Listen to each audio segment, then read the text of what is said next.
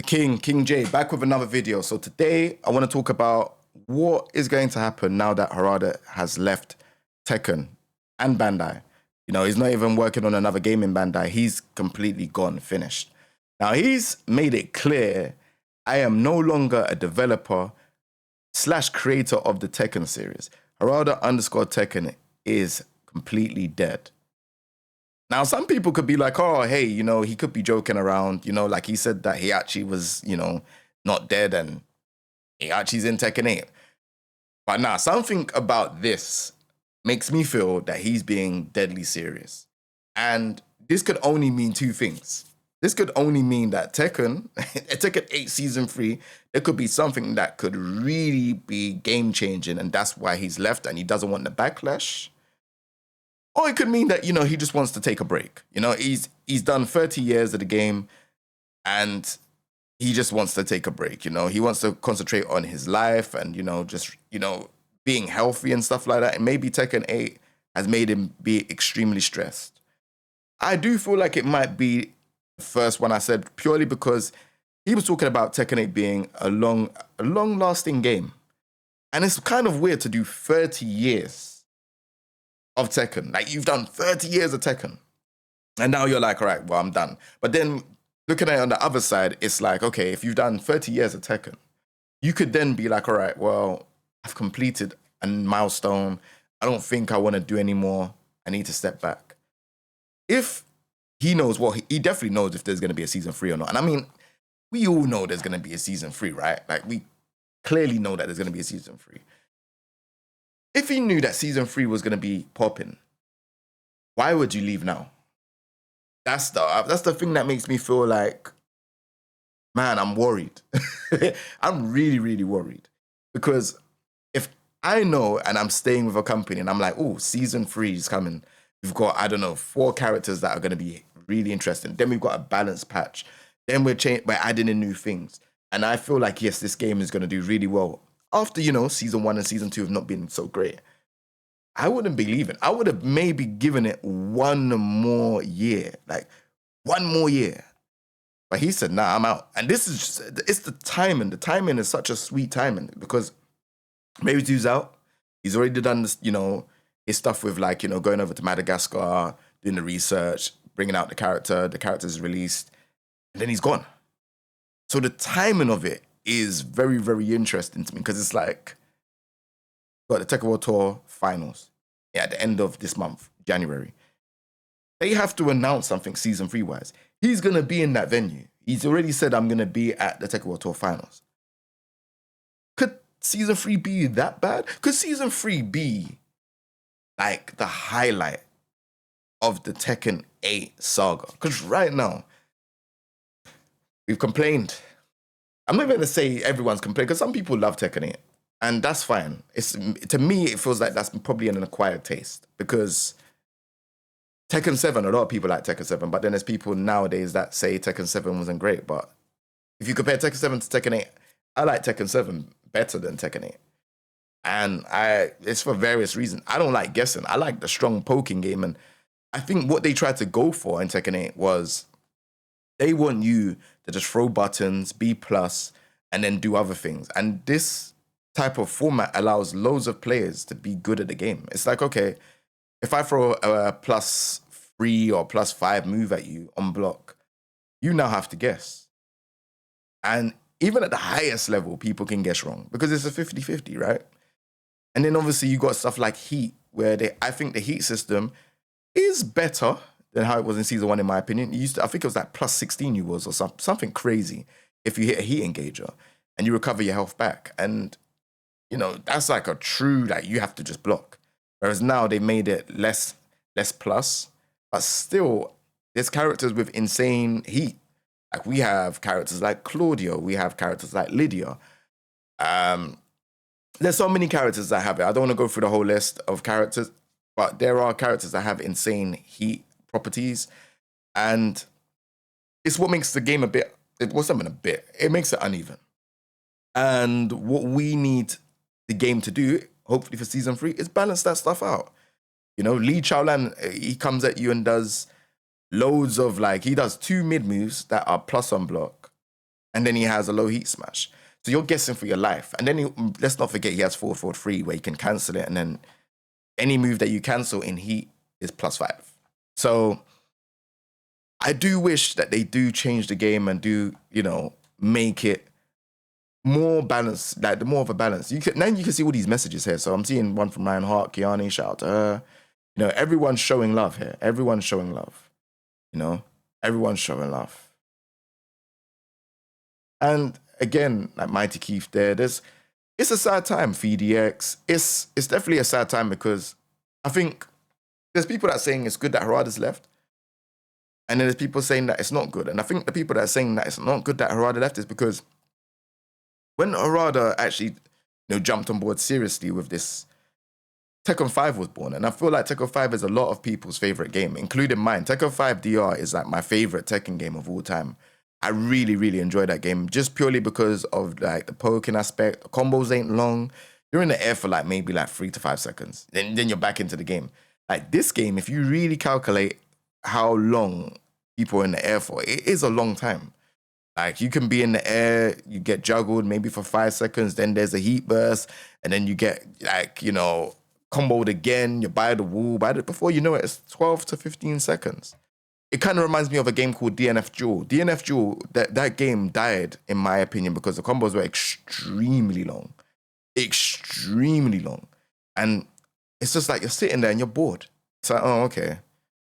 Not only that, it's like, I just honestly feel like they need to just work on the balancing in the game. Balancing in the game is the big issue. If you talk about Tekken overall, like Tekken 8, like in terms of the packaging compared to Tekken 7, I would say Tekken 8 is a better, like, graphically amazing. The potential, because Fight Lounge has huge potential, in my opinion. Fight Lounge has huge potential. The customization has potential. The Fight Pass has potential. Like, these things are good. The story mode was excellent. The first story mode, I don't know about Heihachi headbutting a rock and then coming back to himself. But Heihachi, that story was, yeah. Someone was smoking the high grade and they said, Kazuya and Heihachi are fighting in lava. Heihachi falls and a monk was just watching the fight. Randomly. He was randomly at this lava and he was just watching a fight between Kazuya and Heihachi. Just randomly, may I add. So all of a sudden catches Heihachi and then turns him into a monk. Like, that storyline, I don't understand. It didn't really make any sense to me. And it seemed rushed. I feel like Heihachi could have been maybe in season 3. Right now where we have problems and it's like, hey, you know what, the game ain't doing well, Heihachi would have been a lot more of a comeback factor now than how it was in season 1. Season 1, it didn't really do any justice. It was kind of like, okay, Heihachi's back. We didn't think he was back. He said he was dead. Didn't really do much. Because we're at this stage now where everyone is waiting and we can't be crying enough. Say, please just fix the game. So the Heihachi card didn't work. And now you have no cards, which is a comeback factor. Like, if Marduk comes back, people are going to complain anyways. Obviously, I think Marduk is a hype DLC, but it's not really going to do anything. Then you have, let's say, for example, you have Julia. Julia should have been in the game. I don't know why she's DLC yet again. Doesn't make any sense. And then you have characters like Bob. Will Bob make it exciting? I don't know. I think people would be like, oh yeah. If they done it in the way that I said, where I think Bob should be Slim Bob, and then, he has like, I don't know, a level up meter every time he goes into heat, that would be sick.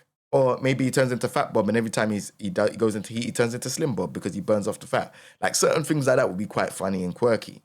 But again, I don't know. I really don't know. And then obviously Bruce. Everyone talks about Bruce. You didn't bring Bruce back in the game. Bruce can still come back in the game and be a rival of Akram. You know what I'm saying? That would be pretty sick. But I don't know what you're doing over there. I don't know what the plan is. And then it's like, there's other issues where, for example, the 30th anniversary for Tekken, you haven't even released like, a pack. Like, usually in, like, for example, Street Fighter, they release packs where it could be like, I don't know, a Capcom Pro Tour pack where it has costumes or different colors and stuff like that. You have 30 years of Tekken, and it seems like you lot are trying to erase your history. It doesn't even seem like you lot are trying to, like, Celebrate your history. There's so much costumes and stuff. There's so much win poses that you have from the previous games that you haven't brought back into the new one. And I'm more than sure if people pay for it, then it would be sick. And I don't want to hear this stuff because this is the buzzword that people say. Oh, they say stuff like, yeah, it costs money, or yeah, it cost that development costs and stuff like that. And it's like, well, no, sorry, because if you looked at Tekken 7, Lars had his own win pose if you added an item to his customization. And so did King. King had a different rage art when you added a different item to his customization as well. So this stuff is possible. You can do it. It is in the game, and they have done it before. So I'm unsure what's going on here. And even like remixes to this, so I'm more than sure that when whoever is on the beat, whoever's on that production, I'm more than sure they have music that they've thrown away, or they said, oh, we're not adding that to the final game. Why are you not bringing that to the surface and saying, hey, like, here's some stuff. All right, this is stuff that, you would have to pay for. Like, that stuff is cool. But getting us to pay for, like, costumes that were in previous games, it's kind of like, to me, I think it's pretty scummy. I think you lot should add, if you don't want people to pay for costumes, I think it should be a thing of like, okay, we'll give you new costumes and you have to pay for it. But the previous costumes, we'll do it for free. But even if you're saying, all right, cool, we got to make money doing that. We've already seen the modders do it for free. But even if you're saying that, right, at least make those items or those costumes cheaper, because it just doesn't make any sense. They're costumes from the previous games. And I'm more than sure that you lot are creative enough to make fresh costumes, because you made Tekken 8 story mode. The first story mode, like I said, that I've seen where I'm like, wow, this story mode is actually sick. Put time in, you included the characters in. I think the story mode was sick. They done really well with the story mode compared to like the other story modes. If you compare Tekken 7 to Tekken 8 story mode, oh my lord, it's night and day. It's night and day. But anyways, I've rambled on too much about this. Like I said, I do wish Harada the best in whatever future he's got going on. Health, business, job. I hope he's got another job lined up and all of that stuff. And on top of that, I had a feeling, and I know you lot might be able to say yes or no to this, but I have a feeling that the reason why Virtual Fighter hasn't been announcing stuff is maybe because they were waiting for Harada's departure. Harada might join to Sega. I could be wrong. I could be wrong. It does feel like Virtual Fighter has been, they haven't been on the ball with the news for a while. Let's be honest. TGS is probably the last time that they've done that. But yeah, Harada, they ain't announced anything. We're in 2026. They still haven't said Happy New Year. We've got some stuff for you. Nothing. It's been radio silence. Harada's left, And there was a tweet. I haven't found it yet, but there's a tweet where someone was asking for a guest character from Virtua Fighter to go into Tekken 8. And Harada said, tell them to announce Virtua Fighter 6. I'm sure you lot probably remember it because it did spark a lot in the engagement side of things. So Virtua Fighter 6 got announced. Maybe he wasn't happy with the way how Tekken was going in terms of the direction.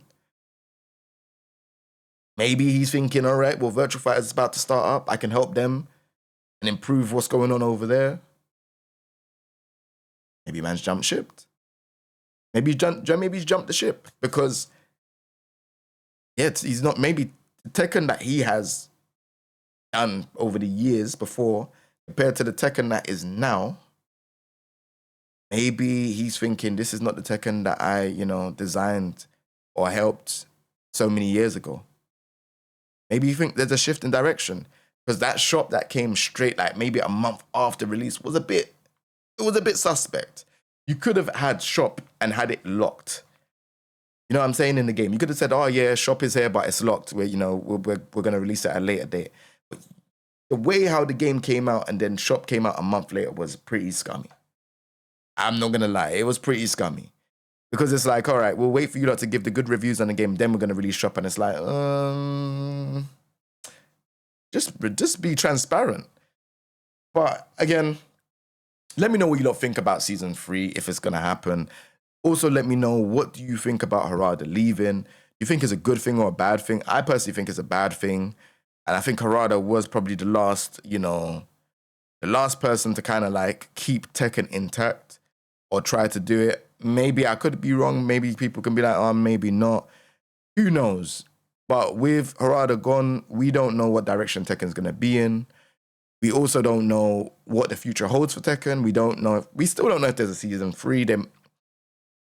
We don't know a lot of things. We don't even know the balancing of the game, if they're going to even balance it the correct way. We don't even know if they probably abandoned it and are working on Tekken 9. We don't know. But what we do know is we're still going to play Tekken. I'm still going to play Tekken. Even if it's bad or not the way how I want it to be, I'll still play the game. I'll still make content for it. I just hope I hope they can fix it. That's all I'm going to say on that one.